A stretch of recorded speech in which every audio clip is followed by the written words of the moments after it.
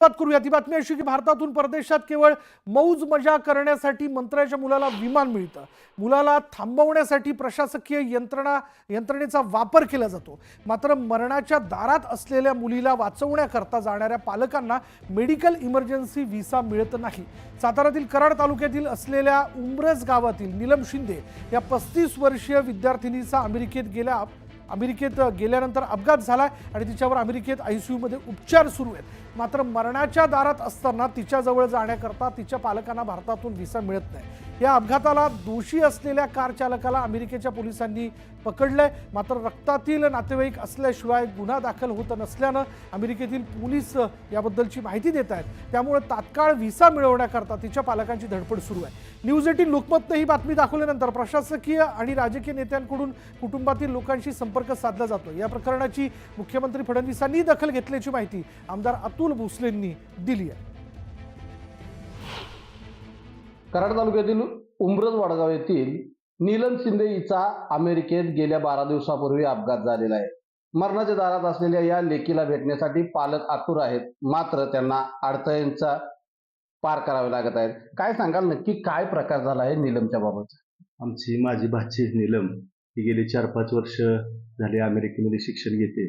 MA शेवटच्या वर्षाला ती आहे आणि कॅलिफोर्निया राज्यामध्ये सॅक्रामेंटो सिटीमध्ये तिचा या ठिकाणी सायंकाळी व्यायामाला जात असताना तिचा अपघात झाला. हिट अँड रन सारखा अपघात मोठा झाला. ती गाडी बी तिथे थांबली नाही आणि त्यामध्ये ती अति गंभीर जखमी झाली आणि तिच्या दोन्ही पायाला, हाताला फ्रॅक्चर झालं, ब्रेनला मार लागला.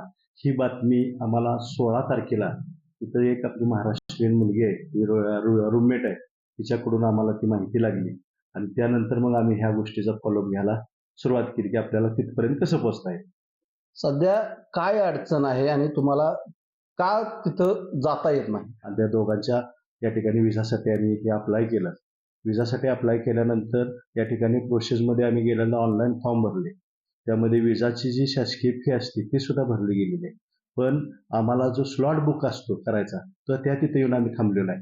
पण तिथून पुढची आमची प्रक्रिया होईना. म्हणून आम्ही अतिशय हवालदिल झालोय की गेली 16 तारखेपासून आज अखेर अतिशय आमच्या कुटुंबाची मानसिकता ढासळली. आम्हाला कुठल्याही पद्धतीचा मार्ग दिसत नाही. संवाद साधल्यानंतर काय आशा वाटते? सर्वप्रथम आम्हाला ज्यावेळेस हे झालं त्यावेळेस आपले सिक्कीम राज्याचे माजी राज्यपाल श्रीनिवास पाटील साहेब आणि माजी आमदार बाळासाहेब पाटील यांच्याशी संपर्क साधला. या ठिकाणी श्रीनिवास पाटील साहेबांनी त्यामध्ये हॉस्पिटलला, युनिव्हर्सिटीला मेल केले. त्यामुळे आम्हाला तिथं सर्व्हिस मिळायला चालू झाली की आम्हाला बोलता यावं लागलं हॉस्पिटलला की कुठं पेशंट आहे, काय परिस्थिती आहे.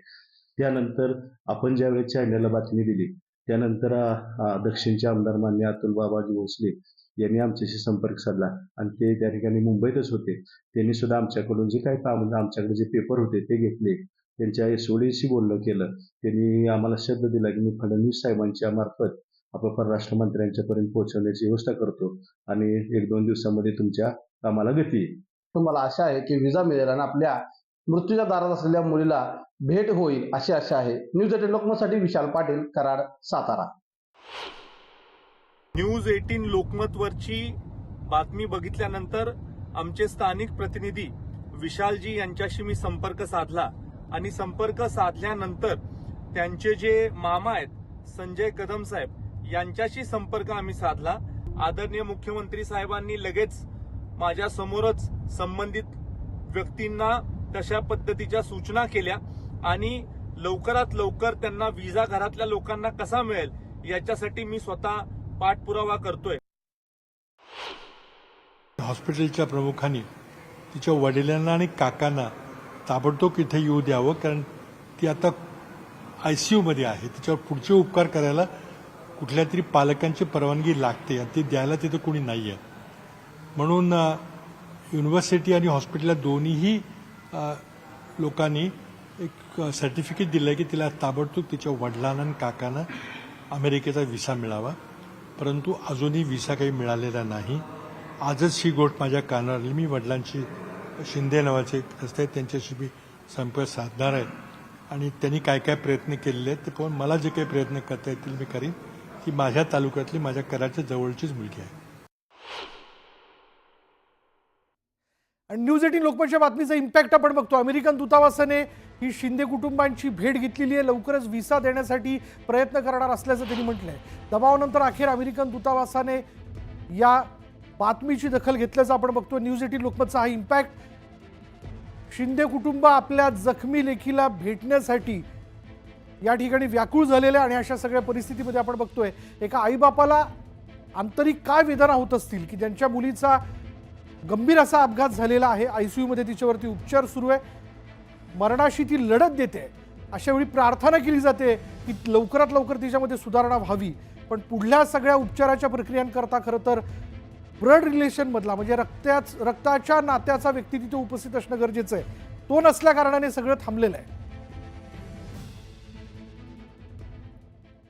आरोपी दत्तात्रय गाडेच्या शोधासाठी गावात 100 पोलिसांचं पथक दाखल झालंय. पुणे पोलिसांची 100 जणांची तुकडी शिरूरच्या गुनाट गावात दाखल झालेली आहे. थोड्याच वेळात ही शोध मोहीम सुरू होईल असं देखील कळत आहे. स्वारगेट बलात्कार प्रकरणातील आरोपी दत्ता गाडेचा रात्री मुक्काम जो आहे तो उसाच्या शेतातच झाल्याची माहिती मिळते. बस स्थानकात तरुणीवर बलात्कार झाल्यानंतर आरोपी दत्ता गाडे शिरूर तालुक्यातील गुनाट या त्याच्या गावात त्याच्या घरी 5 तास थांबला. प्रकरण उघडकीस आल्यानंतर घराजवळील उसाच्या शेतात रात्रीचा मुक्काम केल्याची माहिती समोर आली आहे. आरोपीचा शोध घेण्याकरता पोलीस गुनाट गावात पोहोचलेत.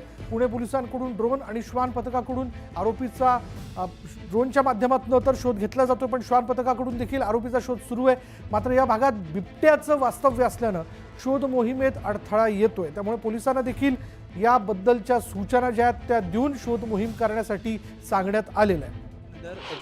शिरूर तालुक्यातील गुन्हा त्या गावी आला होता. त्यानंतर हा आरोपी त्याच्या घरात त्यांनी मुक्काम केला. त्यानंतर या आरोपींनी याच भागात ऊसाच्या शेतात लपल्याची माहिती पोलिसांना मिळाल्यानंतर पोलिसांनी सदर आरोपीचा सकाळपासून कसून असा शोध सुरू केला आहे. 2 पोलीस पथकं, ड्रोन पथकं, श्वान पथकाच्या माध्यमातून आरोपी दत्ता गाडे याचा शोध घेतला जातोय. मात्र दत्ता गाडे अजून आढळून आलेला नाही. त्यानंतर दत्ता गाडेचा शोध घेण्यासाठी पुणे पोलिसांची मोठी कुमक या ठिकाणी दाखल झाली आहे. पुणे पोलिसांचे हे 100 जवान या ठिकाणी दाखल झाले असून हे जवान आता थेट ऊसात जाऊन दत्ता गाडे याचा शोध घेणार आहेत. खरं तर आरोपी दत्ता गाडे याच्यासाठी पुणे पोलिसांनी मोठी शोध मोहीम हाती घेतली असून सर्व प्रकारच्या उपाययोजना पुणे पोलिसांकडून केलेल्या पाहायला मिळत आहेत. सचिन तोडकर, न्यूज 18 लोकमत, गुन्हा पुणे. पुणे बलात्कार यानंतरची बातमी अशी की पुण्याच्या खासगी संस्थेने केलेला तुळजाभवानीच्या स्ट्रक्चरल ऑडिटचा अहवाल पुरातत्व विभागाने स्वीकारण्यास नकार दिलाय. संचालक तेजस गर्गे यांनी हे मोठं वक्तव्य केलं. खासगी संस्थेच्या अहवालावर देवीचा गाभारा पाडू देणार नाही असं त्यांनी स्पष्ट केलं.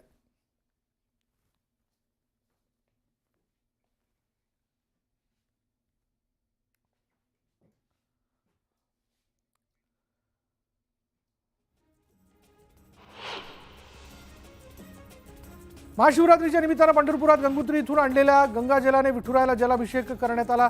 पुण्यश्लोक अहिल्यादेवी होळकर संस्थान यांच्याकडून गेल्या 300 वर्षांपासून गंगेचं पाणी महाशिवरात्रीच्या निमित्तानं पंढरपुरात आणलं जातं. यंदाही होळकर संस्थेच्या वतीने आदित्य फत्तेरपूरकर यांनी विठ्ठल मंदिराकडे गंगाजल सुपूर्द केलं.